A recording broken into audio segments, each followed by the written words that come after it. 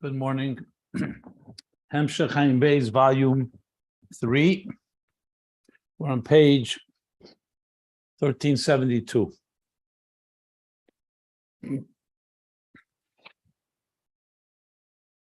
Middle of the page.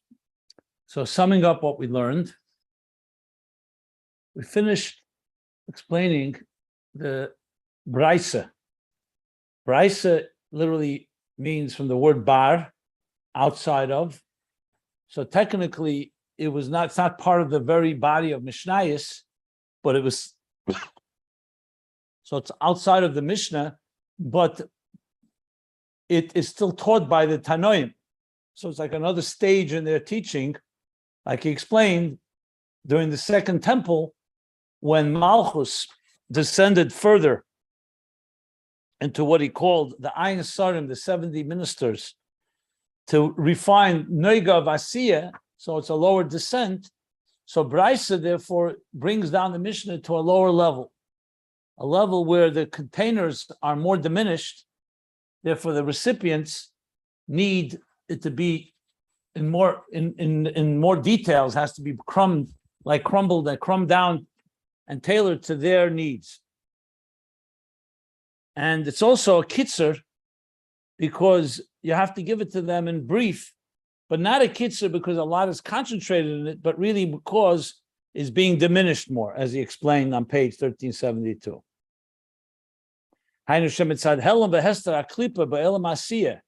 Due to the concealment and the covering of the clip in the world of Asiya,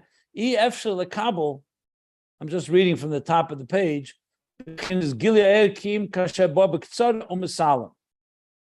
They cannot receive unless the gili comes down in much more brief and it's more concealed. And that's katnus umiyah takelim. The gam, that means the not developed and the diminished containers. And also for the Torah to come down to that level, we're talking now giluyim, not the atzmi that we'll mention in a moment about mikra, but because it has to come down in a way, it's like coming down to a lower level to a child, you have to diminish the flow. That's Beriyah. And from this we understand, he says, that's Beriyah Nehi, right? Something that's deeper, more primus can't come down below. That's why the Mishnah is chagas, and its revelation is Yetzirah.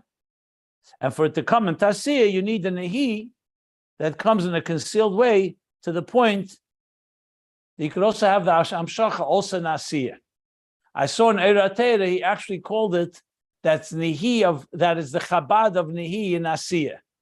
That's what Beriyah is. That's what he called it. I think he said Chabad Nehi. Yeah, Chabad of Nehi. Mikra is Nehi of Chabad. And Beriyah is Chabad of Nehi. Because it is Chabad, there is Seichel there. Mishnah is Chagas. So it's higher than Nehi. But Beriyah is, like we said, the outer dimension of the lower level. Mishnah is the inner dimension of the lower level. And Mikra, the verses of the written Torah, is the outer expression of the higher level, Chabad. So you have Chabad, Chagas, Nehi, and we didn't get the Talmud yet.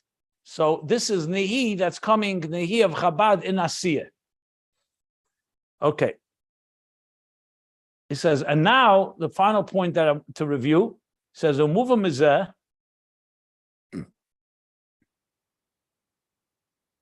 that you can't compare the fact that we said Mikra, the verse from the written Torah is in Asiyah, is not the same thing as when we say Beriyah is in Asiyah.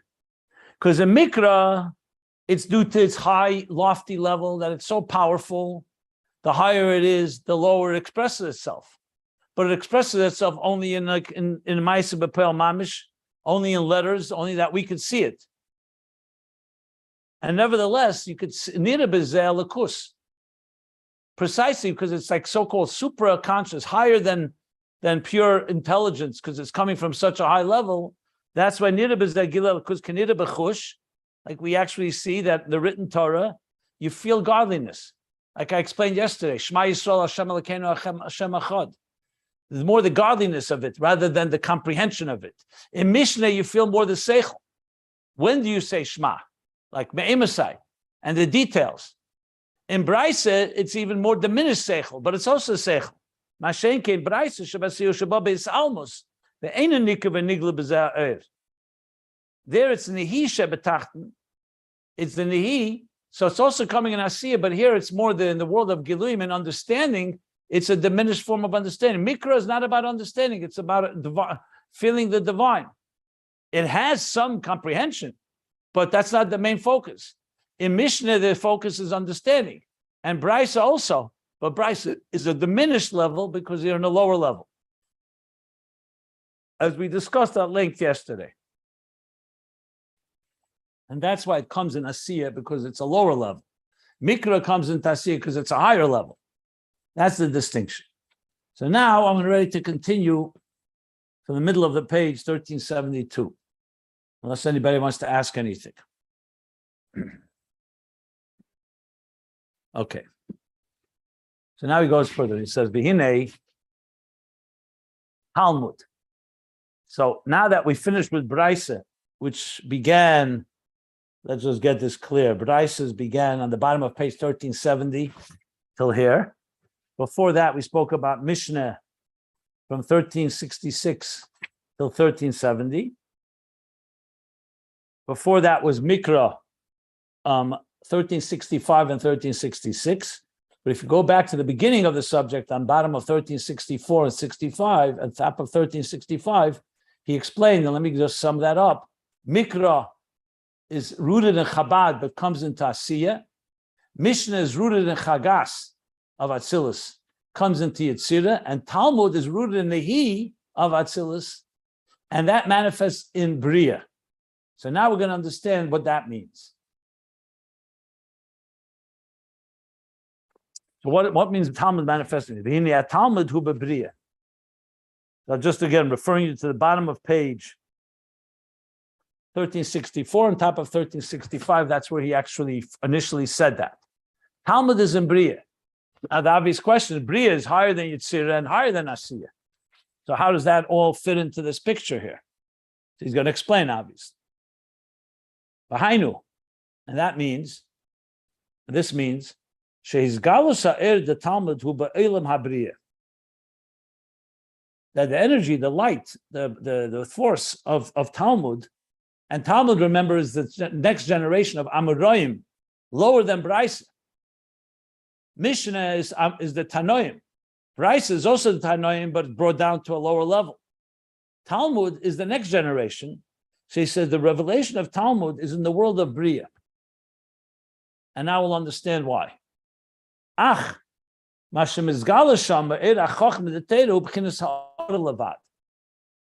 so on one hand, it manifests in a higher world, because as we're going to learn, Talmud explains far more the Mishnah than Mishnah does. The Talmud elaborates and makes it far more understandable. Without the Talmud, we wouldn't have most of the halachas that we have. So even though Mishnah compared to Mikra is already the oral Torah, but the development of the oral Torah is in Talmud. We'll learn more about this. But so he's saying two things. It manifests in Beriyah, meaning there's going to be more seichel here, more understanding. But on the other hand, it's not an atzmi like Mishnah. Mishnah, remember, is the etzem of Chagas. Beriyah is the Nehi of that.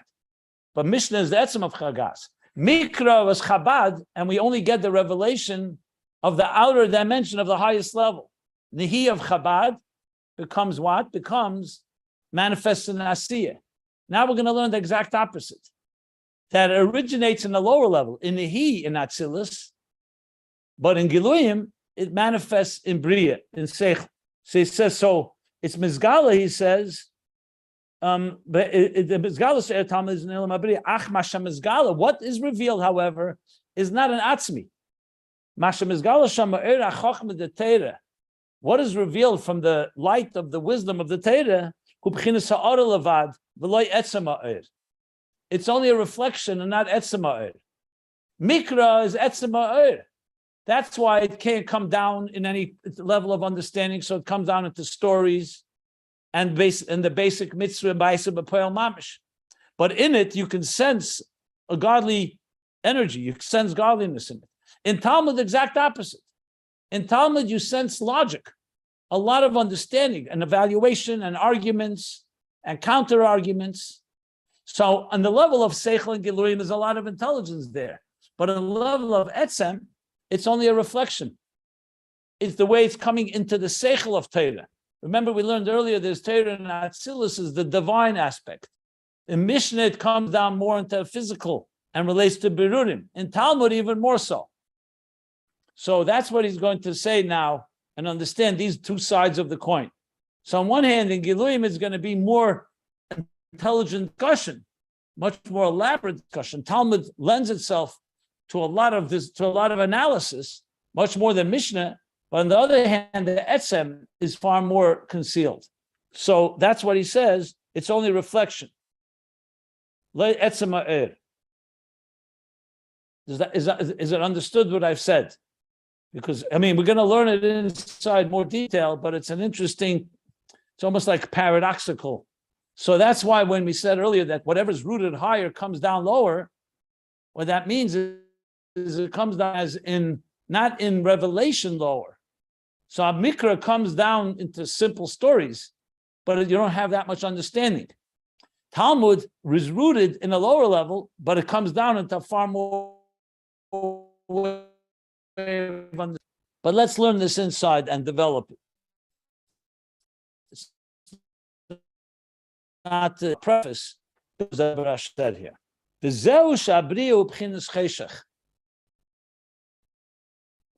Are you able to hear me? Is the connection good? Just want to make sure, because I got a message here. Tell me if there's a problem in hearing me or no problem, John. You're good, you're good, you're good. Okay, good. So here's the interesting twist. Though Bria is a higher level than Yetzirah, it's a higher world, it's called Cheshach. Now we say Yetzer Eir Ubayda Cheshach. He's Yetzer Eir. Eir was shaped Yetzirah, and he created Cheshach. So we see Bria associates with a darker state. How could you say that? If Bria is higher than Yetzirah, it's higher revelation. So the answer is because it's true, it's a higher world, but what radiates there is only a reflection. So it's dark from the point of view of the etzem, not the point of view of Gili. It's only a reflection. The Yesh Leimer, and we can say, so let me, before I continue around, let me just explain. So sometimes the way Bria and Yetzirah are explained is like Bria is the outline, and Yetzirah is the fleshing out of the details. Like let's say in a business plan, or when you build a house, first you have the skeleton, the outline, and then you have the details in Yetzirah. But there's another way it's explained. It's like Chaymer and Surah. You take a piece of clay, and before you shape it into details, into a let's say a container or a keli, it's just raw clay. It's chaymer without surah, it's called. Substance without form. Yetzirah is already creating form in it. So on one hand, Bria is higher because it's an initial state. First you have to have substance before you have form. On the other hand, it's chesha because you can't really see a shape and form in it yet. It's only the outline. It's only the raw material. So it's definitely a stage that precedes Yetzirah, but in Gilui, there's a certain aspect that's a cheshach still, because it's still unshaped. So like when God created, let's say, think of when God created the world in like everything was concentrated in a nucleus, a nebula, or whatever, in a nuclear state. So on one hand, it's higher level than once it comes out into details and revealed. But on the other hand, it's dark. You can't know what it is. Is it male? Is it female? Think of like a one cell upon conception. So Beriyah is the creation of it, and Yetzirah is that once it begins to take on shape. So in a certain way, Yetzirah is connected to Eir because it reveals the shape and form.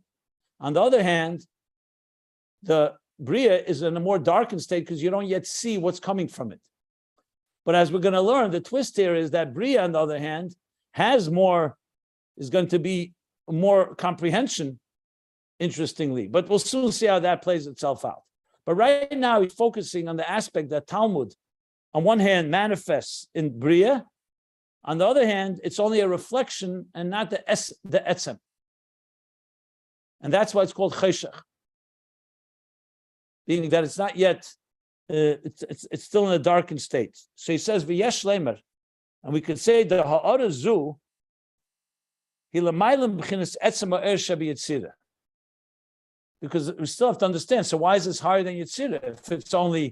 If it's considered like cheshach, he says, is that this reflection in Beriyah is higher than the etzem ha'er that radiates in yitzira.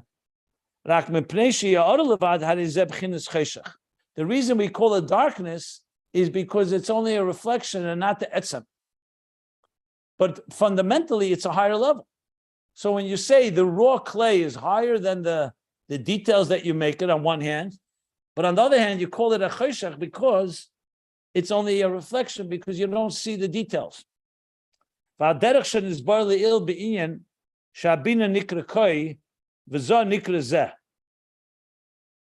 Similar to what we discussed earlier, this goes back in the beginning of volume 2, if I recall correctly.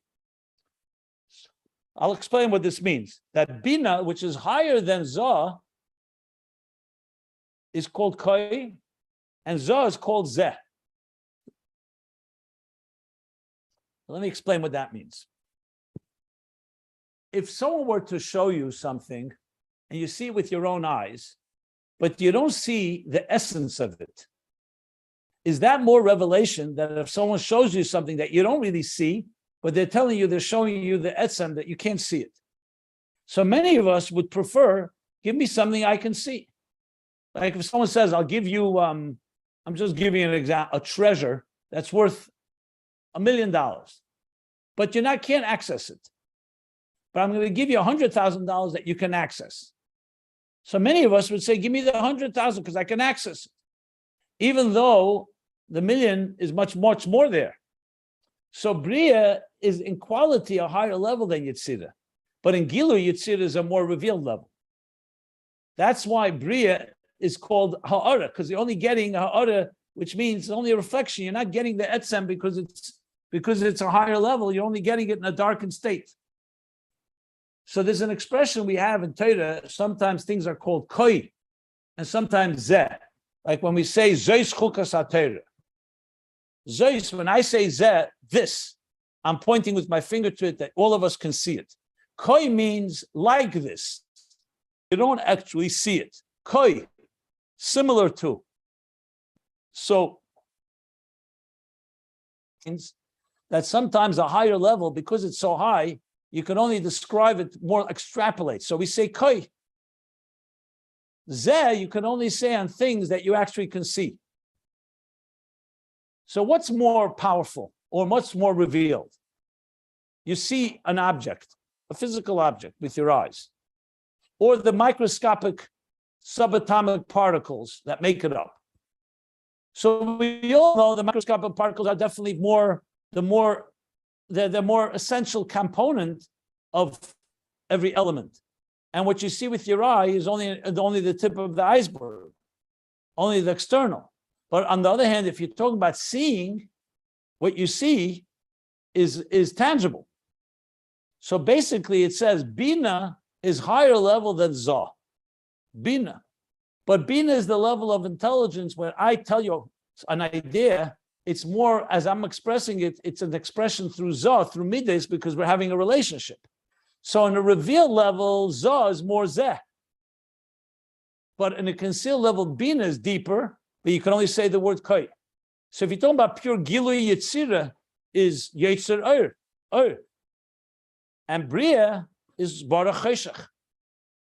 Even though that Cheshach, though it's dark, is actually a darkness, a reflection from a higher place than Yetzirah is. We'll soon get to Talmud and how that works with Talmud and Mishnah. Right now I'm explaining it in Beriyah. That's what he's saying in the parentheses. The Yesh Lema, the Ha'ara Zu, the reflection in Beriyah is higher than the Etzem Ha'er Shebi Yetzirah. But because it's only Ha'ara, you're not getting the very essence of it. That's why it's called Cheshach. Like Bina is called Koi, only like the likeness of something. And Zah, which is a lower level, is called Zeh. You actually see it.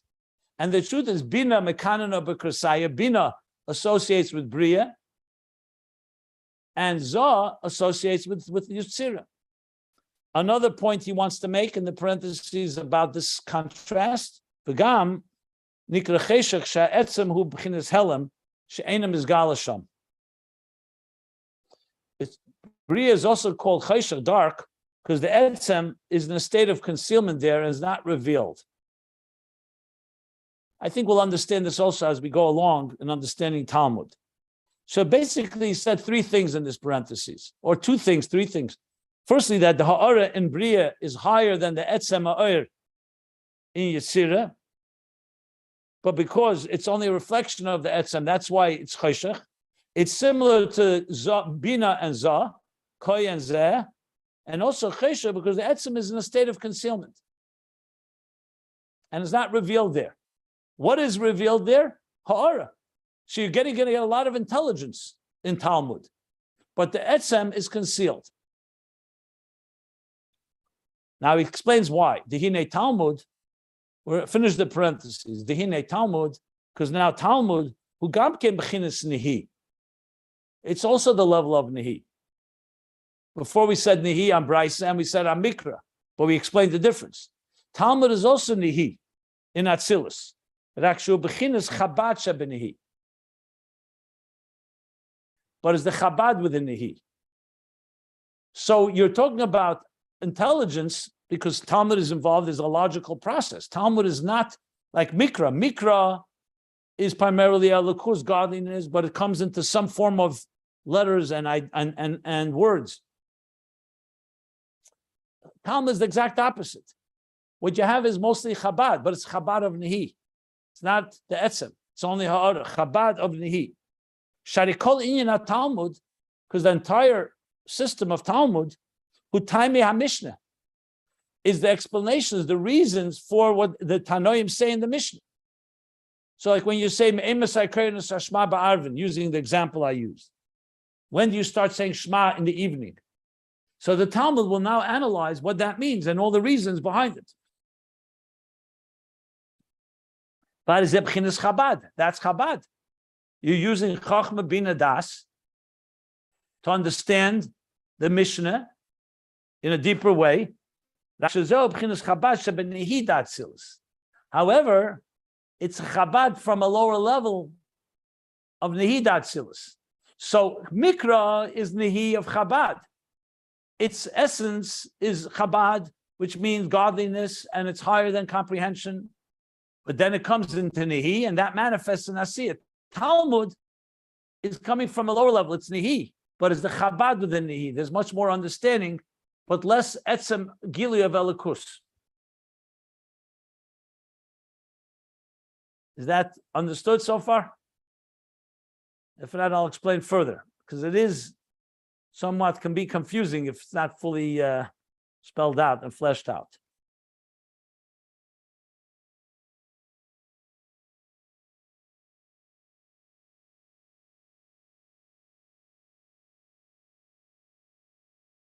I'm just thinking whether I should read the parentheses or I should skip.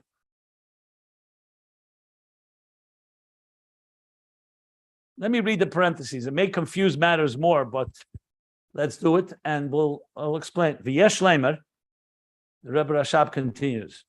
And you can say the Sharshai b'chinas Chabad Atzilus.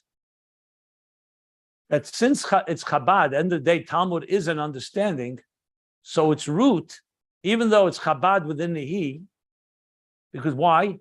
It's analyzing the details of the halachas of Mishnah. That's why it's Nehi, because Nehi is about the practical application of Torah. Mikra is about the godliness of Torah, not the practical application. Talmud is analyzing, it's like the legal analysis of the Nehi of Torah. Whereas Mikra is the expression of the godliness of Torah in actual stories and actual basic mitzvahs. But Talmud is the analysis of those legalities, so the lakus of Torah is more concealed. That's why it's Nehi. But the Chabad is very prominent. So he says now, this Chabad is rooted in Chabad of Atzilus, Shari Imei Lo Mekanano B'Kursaya. Because since we're talking in the world of Beriyah, and we know that Imei Lo, the supernal mother, which is Bina, nests. Where is her nesting place? Her resting place, B'Kursaya, in the world of the throne, which is Beriyah. Shezeu B'chinas Bina D'Atzilus Hame'ira B'Beriyah. That's the level of Bina of Atzilus. Bina is a high level in Atzilus. And where does that radiate? In Beriyah, in the world of Beriyah. Al Yedei B'chinas Malchus Atzilus. Traveling through Malchus. Everything goes through Malchus of Atzilus. Like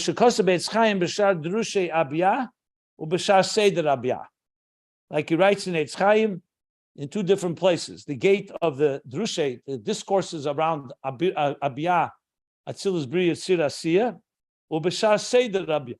That's another section in Eitz Chaim, in the gate called the order of Abiyah. So if that's the case, that Beriyah of Atzilus nests in Beriyah, how much more so the Torah of Chabad. Kol shkein shatera de Beriyah mebchinas Chabad. So for sure, if Beriyah itself comes from Bina, so for sure the Torah of Beriyah, which is Talmud, originates in Chabad of Atzilus. So then why do we just say that it's Chabad of Nehi, not Chabad of Chabad? Like Mikra, we said, comes from Chabad of Atzilus. Mishnah from Chagas and Talmud from Nehi. So he says, the Zeurak Sharsha. That's where it's rooted. Being that it's Seichel, it's rooted there.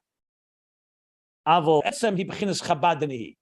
But on a very fundamental, basic, Be'etzem, fundamentally, Talmud is the manifestation of Chabad within Nehi. So it is a Chabad and it has its roots in Chabad of Atzilus, but more in the Seichel of Chabad of Atzilus. I'm adding that. Mikra, we said, is rooted in Chabad of Atzilus, and there the focus is L'mayla Mahasoga. He said that at the bottom of page 1365. Chinas Ayin L'mayla Mahasoga. Talmud is rooted in Bina, but the etzem of Talmud is really Chabad of Nehi.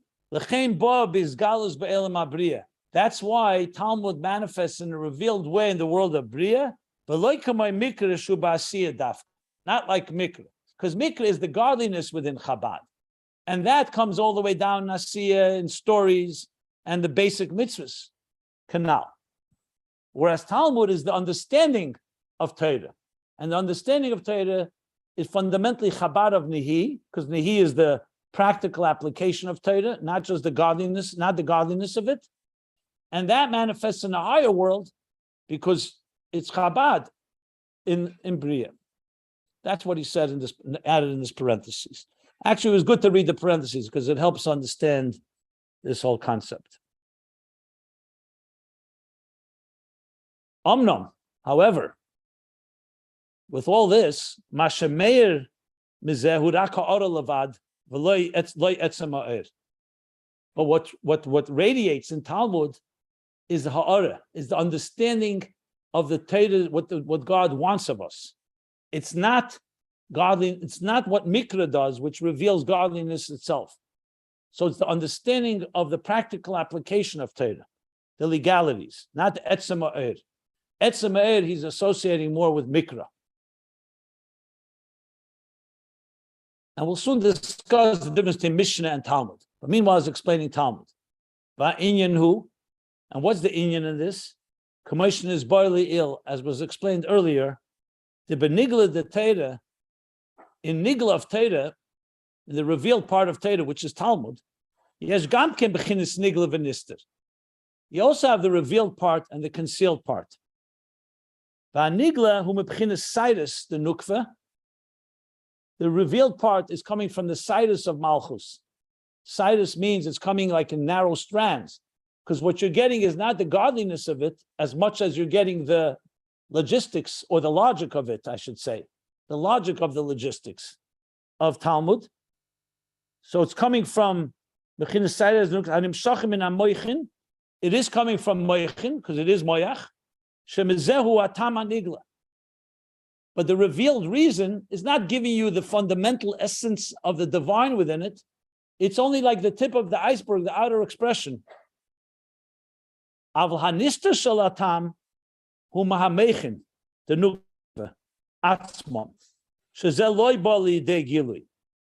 the concealed, what's nister, the inner esoteric dimension of the reasons of the Torah is from Meichin the Nukva itself, not Cyrus.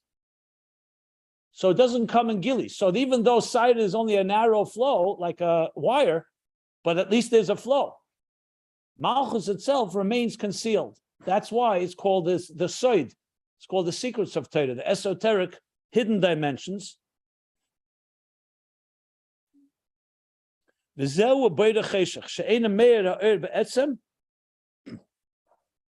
that's why we say on Beriyah and on Talmud that the Meir the Etzem, the Ur, is not Meir Be'etzem, because you're getting the revealed part, which is the reasons of Torah. You're not understanding the root and source of Torah in the full sense of the word, as it is in Primus HaTorah in the core essence. The Etzem v'ikar atam hu nister v'nelem umizgal rak atam anigla. When you're learning Talmud, you're only getting the revealed part of Torah, which is the logical part, the legal part, the mechanics.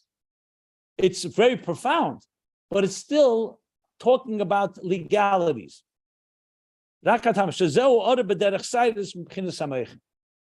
reflection that comes like through the strands and the wires from the level of moichin, of intellect.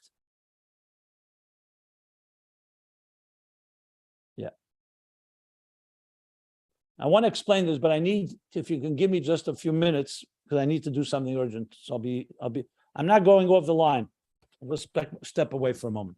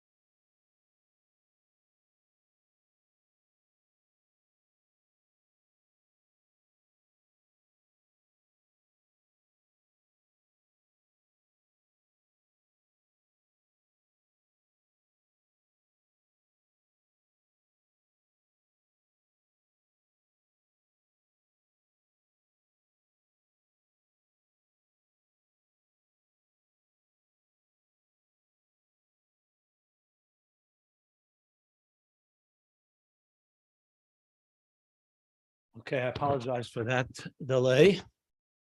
Sorry about that. Let's continue where we left off here. So we just finished the paragraph on page 1372, and let me explain because it's a little confusing, and I'll be honest, to me as well. But I think when we'll work it through and read all of it, it'll become a lot clearer. So we've entered the world of Talmud now. After Mikra, Mishnah, Brisa, Talmud. Now let's just go over the basics so we know keep our focus. It's rooted, Talmud, in Nehi of Atzilus. Mikra is rooted in Chabad and manifests in Asiya. Nehi of Chabad manifests in Asiya. That was explained, I think, pretty adequately. Mishnah is rooted in Chagas. Chagas of Chagas manifests in Yetzirah.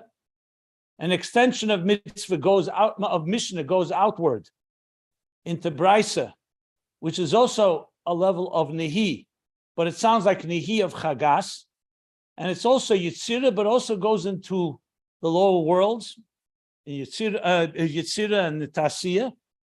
So it's a lower level, but it's still an extension of Mishnah going outward.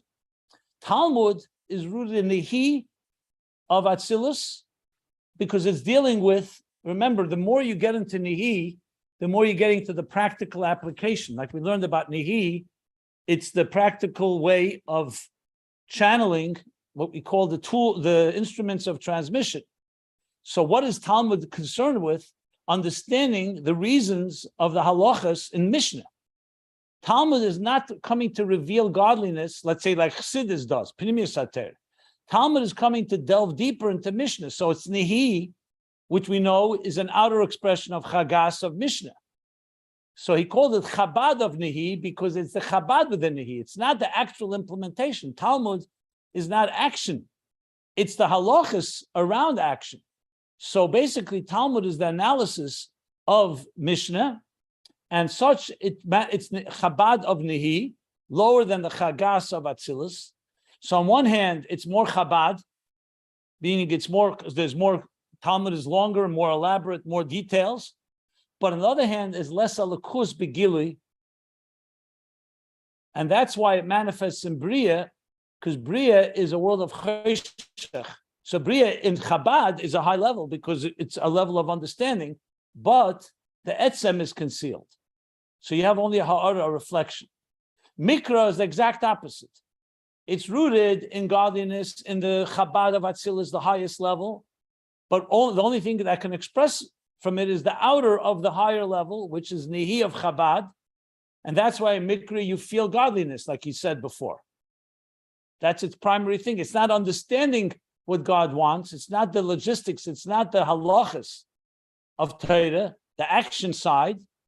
It's the Nehi of Chabad. Talmud is the opposite. Chabad of Nehi, because what you're dealing with is Nehi, the implementation. All of Talmud is addressing not the deeper levels of godliness that happen through all the yichudim and the aveda that we have. That's primis hatera. Nigla the Torah is concerned with when Reuven and Shimon have an argument. What do you do? Or when do you begin to say Krishma? Or what do you do the night before Pesach? You bait the chametz. In other words, it's all concerned with how you implement God's plan in this world, meaning the Torah mitzvahs. But it's the Chabad within it, because it's far more involved with you're engaging in a whole intellectual process, a legal process of understanding Torah. So it's the exact opposite of Mikra. Mikra, the main focus is God is telling us what he wants. It's about God's godliness in this world. It manifests in words, in verses, in mitzvahs, but it's just the basic mitzvah, like he said, Poel Mamish. If you want to understand how to do these mitzvahs, you need Mishnah and even more so Gemara, Talmud. So Talmud is the Nehi of Chabad of Nehi, rooted in Chabad of Atzilus, like you said, because Beriyah is rooted in Bina, but its etzem is Gilui is Nehi of Chabad of Nehi, and that manifests in Beriyah because Beriyah is a level what he called Cheshech. So in Seichel, Beriyah is the highest level of intelligence. and that's why Talmud is needs the most Chabad within it. But if you're talking about etzem of Elikus, the etzem of the godliness, in Beriyah it's in a form of cheshach. We don't see it. Like he said, cheshach, she'etzem b'chinas helam. However, the helam of Beriyah is higher than the gilui of Yetzirah, like he said in the parentheses, because, like we said, Bina is higher than Zah. But nevertheless, the point being is that when you talk about the etzem is concealed. So Talmud, and that's why I compared it now to the end of this last of the paragraph, to say Nigla Nister, that Nister is the deeper esoteric reasons. You can say the Kabbalistic and the Hasidic dimension of Pnimius HaTeira, but that's concealed in Gemara. You don't see that in Gemara. So that's why it's only like Cyrus. It's like the strands of hair. It's coming from Chachma, it's Chabad, but it's the Cyrus coming through Malchus, like he said. The exact words were, Anistu Shadam, he says, what were the words here? Cyrus the Nukva Hanimshachim in Amechin, Shemzewa Tam Hanigla, because it's only a narrow thread, like narrow wires, but it is a Tam Hanigla, it is a reason. So let's say when you say the reason, why do you say Shema in the evening? Because in the evening you have to bring in the element of godliness into the night. That's the Nigladik reason. But if you go deeper, it goes into a whole previous reason. That's more concealed. You don't see that in Talmud, the esoteric dimension of it. That's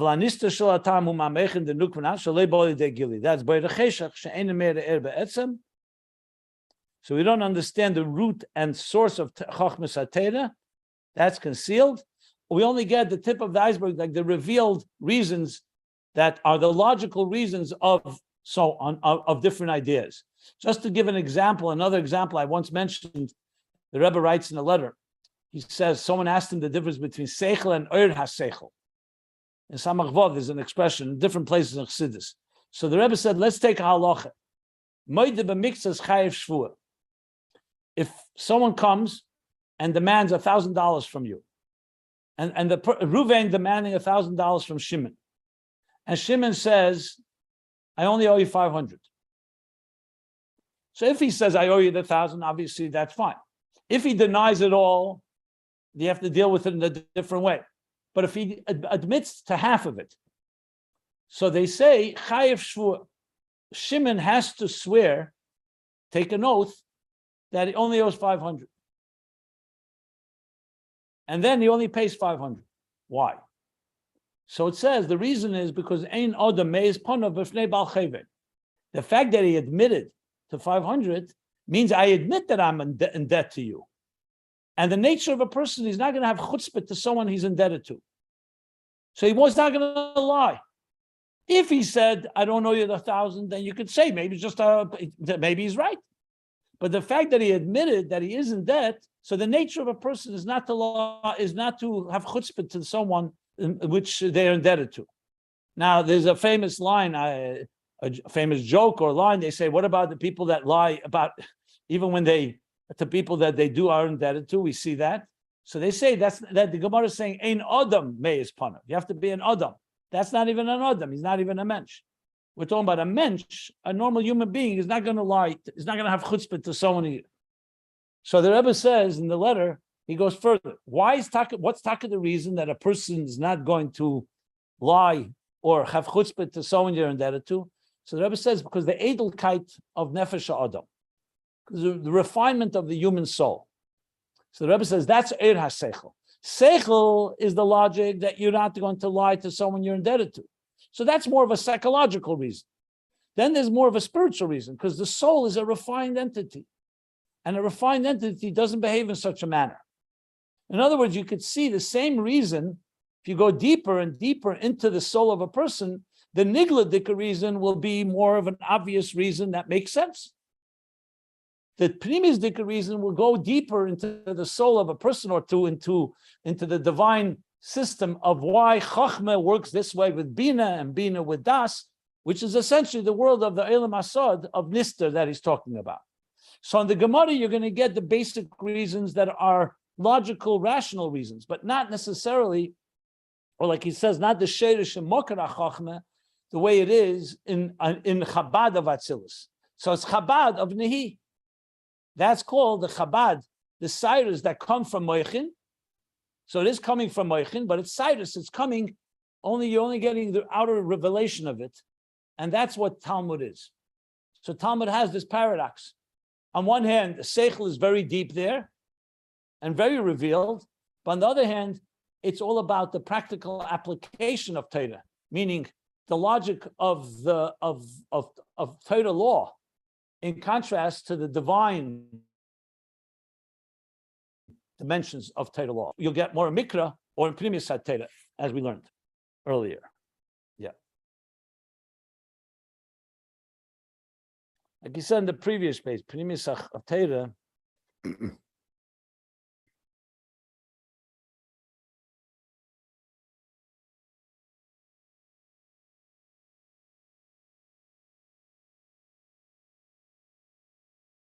Just one second. I want to just see one thing.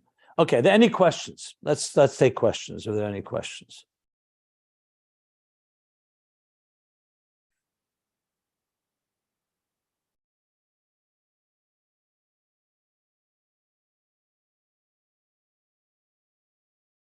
No questions?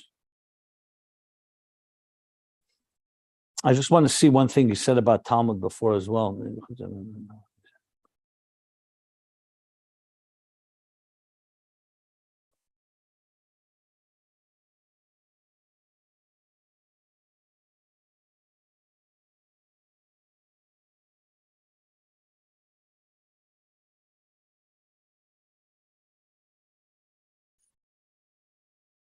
Okay. Now, I'm going to stop here at the end of the paragraph. The next section is going to start analyzing further what is Talmud. So we're not finished with Talmud. Just he laid out the basic points why Talmud is rooted in Nehi of Atzilus, specifically Chabad of Nehi, and that manifests in Beriyah. So it has Seichel abundant, but Elikus, the etzem of Elikus, like Mikra, is far more concealed. That's what we basically learned. The next paragraph is going to start explaining what is Talmud in contrast to Mishnah, and we'll get the picture. We'll continue to fill in as we continue to learn this. But we're going to come away with, at the end, remember what I said the other day, that at the end it's about the interface. Different parts of Torah reveal to us different aspects of our relationship with God. When we understand Torah, it's relating to us and our minds. It's more internalized in that sense. When we dance with Torah, or where we're learning Mikra, we're experiencing more the transcendence of Torah, how it's beyond us. And like we've learned throughout Ayin Beis, you need both. And in this case, we're learning not just Mikra and Talmud, also Mishnah in between, and Brisa, and all of it's going to come together as different stages. It's different ways of how we mix and balance the godliness and the logic of Torah. That's essentially the underlying theme here, underlying points. So we'll stop at the end of the paragraph on page 13.